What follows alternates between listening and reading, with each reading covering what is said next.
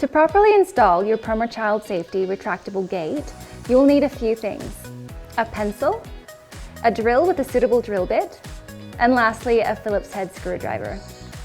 Installing a Perma child safety gate is a really simple process.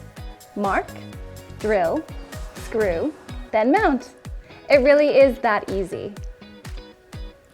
Before you mark the mounting position of your new gate, select your preferred orientation of the gate. On the inside of the doorway, like so, or on the outside of the doorway. Take note of the position of the catch. For placement on the outside of the doorway, the catch is always positioned like this. And for mounting inside the doorway, it's positioned like this.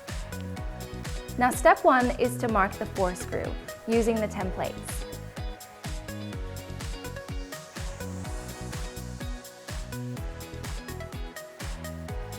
Once you've marked both sides, you can start drilling the pilot holes.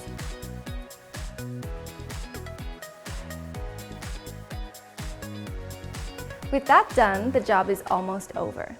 Now align the mounts and catches with the holes you've just drilled.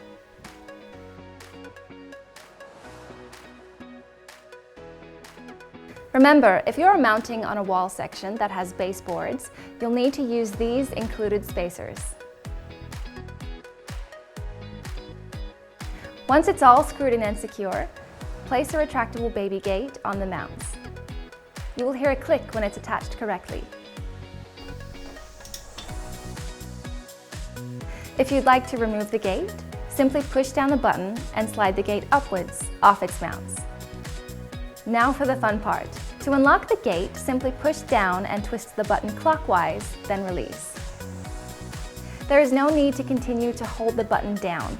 With one hand and in a single fluid movement, pull the baby gate across. Don't stop pulling halfway through. If you do, the built-in lock will engage and you'll have to start again.